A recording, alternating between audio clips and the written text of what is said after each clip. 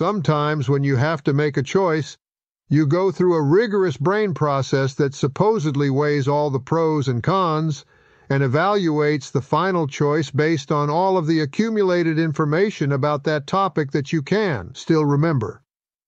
This happened to me this morning when I was at the drive-thru at McDonald's. It bothers me that if there is a big lineup and it's your turn at the window, you feel pressure to make your mind up and order the damn meal quickly. So I'm thinking, the sausage McMuffin is only $2.79, but it isn't that filling without the egg, but an egg McMuffin is $5.59. The two burrito meal takes like crap, but it is cheap. But then again, the last time I ordered it, I couldn't eat the second one, so I guess it rolled off the console eventually and got lodged between the seat and the console. Is it me, or are these McDonald's prices through the roof lately?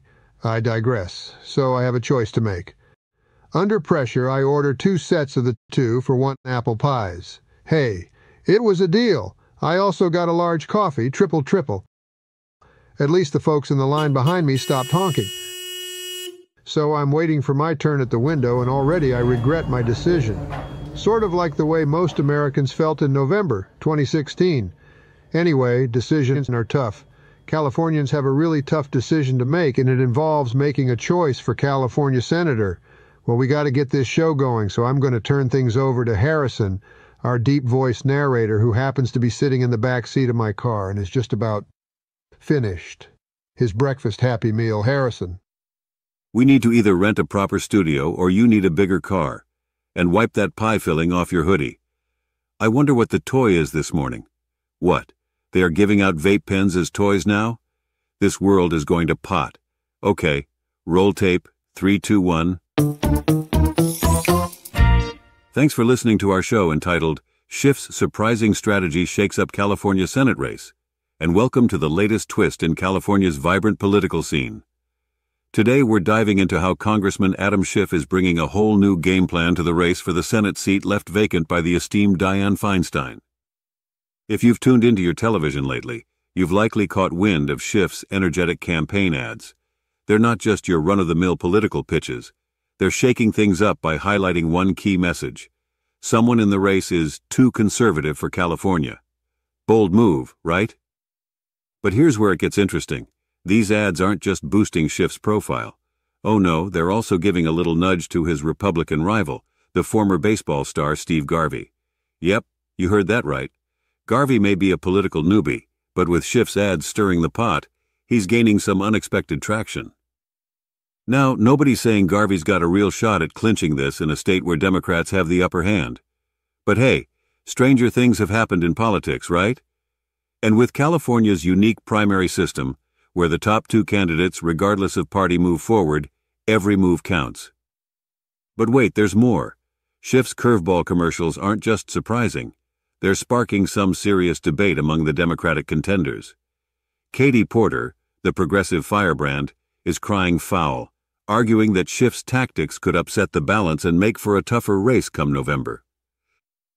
And let's not forget about the underdog, Barbara Lee.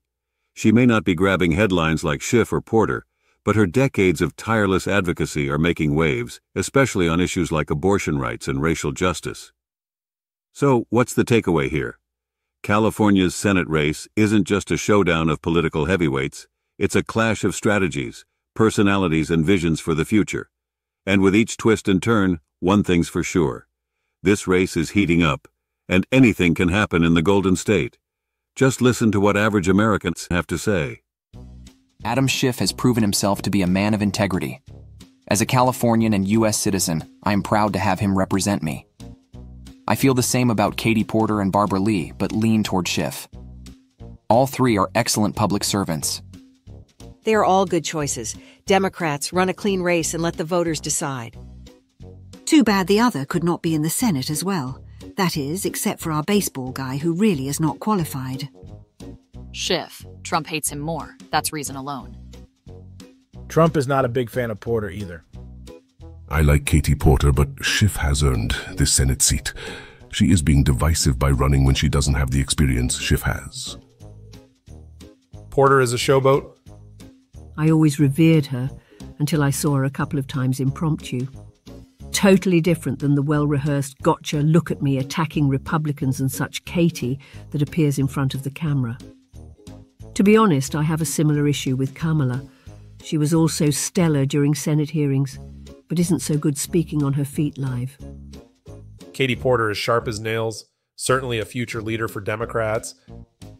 I like Katie Porter, but Schiff has earned this Senate seat. She is being divisive by running when she doesn't have the experience Schiff has. Californian here, mailed our ballots yesterday. We're with Speaker Pelosi, voted Schiff. We would have voted for him without her endorsement. I wish Katie Porter would run for governor. Never give up, never give in, never forget. Vote blue. Semper Fi. True, but it would be nice to have a California senator who was actually from California, as opposed to having 3 senators from Maryland. This article articulates many of the reasons I'll be voting for Schiff. He's savvy, a tiny bit underhanded, and he gets things done. I do wish the best candidate weren't a white man, but it is what it is. Politics and effectiveness matter more than representation. Pragmatism. I don't need to love my representatives. I need to believe they'll do the best job of the people available. I do wish the best candidate weren't a white man, in case there are folks who still doubt whether black people can be racist. Oh, you poor thing. You're trying so hard to be a victim. I'm sorry. How did you make this about me? I never claimed to be a victim in the slightest way. I'm not running for the Senate in California. Maybe you're one of those people who thinks everything has to be about him. I'm not. Most things aren't about me at all. Schiff got my vote. I adore Porter, but Schiff was my choice because Trump hates him, and Schiff was on the January 6th committee. And one of the shrewdest politicians who ever lived, Nancy Pelosi, endorsed him. That decided it for me. As a progressive, I'm proud that in California, the corrupt GOP is relegated to backwater districts, because they don't have a serious, thoughtful agenda which can win elsewhere in the state. As for this race, any of the Dems would be a good choice, since we have an abundance of riches there. If I lived in California, I would vote to elect Congresswoman Katie Porter, who is very strong and tough against unfair business practices, including pathetic minimum wages at corporate banks. Adam Schiff is a good attorney, but we need another woman in the Senate. Replace the recently deceased female senator with another female senator. Too many men in the Senate. Katie Porter is strong on economics and labor. We don't need another attorney. The Senate is attorney-heavy. Enough already. Vote for Katie Porter for U.S. Senator from California. Sorry, but Katie Porter attended Harvard Law School, and her last job before Congress was at the University of California Irvine School of Law. You can quibble between an attorney and a lawyer, but at the end of the day, California has great options to choose in this primary. Lee, Porter, and Schiff alphabetical, as it should be in a vibrant democracy. Unfortunately, a Porter-Schiff matchup in the general election might dry up funds needed for House seats or elsewhere in the country. Therefore, Schiff's strategy, while a little sneaky, isn't without merit. Hopefully both Porter and Schiff will be in Washington after the 2024 election, one in the Senate, the other in the executive branch. Holy cow, there are a lot of good Senate choices in California. For the defining opinion of this feature, we turn to the esteemed jurist and man who actually performs home repairs with his gavel, Judgy Judgerston. Thanks for that. And by the way, it looks like you spilled some food on your hoodie. There, did that get it? No, there is some on the other side. Now on your face. For Christ's sakes, Judgy, this is radio. Well, if I am going to have to do a radio show in the back seat of a 1973 Pinto, then at least let's not look like uncivilized animals. Make sure they edit this portion out in the final cut, okay? 3, 2, 1... We have examined the tough process of selecting the best candidate in the California Senate primary. Some good choices. They are all assets. I say encourage all of them to stay with the game, no matter who wins. I prefer Schiff. He has the most relevant experience. He is a statesman. And most importantly, I trust him to do the people's work. That's it for my commentary today. Really not that into it. There's something under the driver's seat. What is it? It is a breakfast burrito. Oh, good. I'm glad you found it. Pass it up here. Don't eat it. It looks around 2 years old. No worries. These junk food producers put enough preservatives in their recipes. Stuff can last indefinitely. It actually looks fresh inside the wrapper. Taste it. It is good. In fact, I can't tell the difference between this one and a new one. Why do you know? Okay, let's put in a quick ending. My legs are cramping. 3, 2, 1. This is Judgy Judgerston signing off from our radio studio. Cut. Some studio. Geez, I wished we had more than 9 subscribers.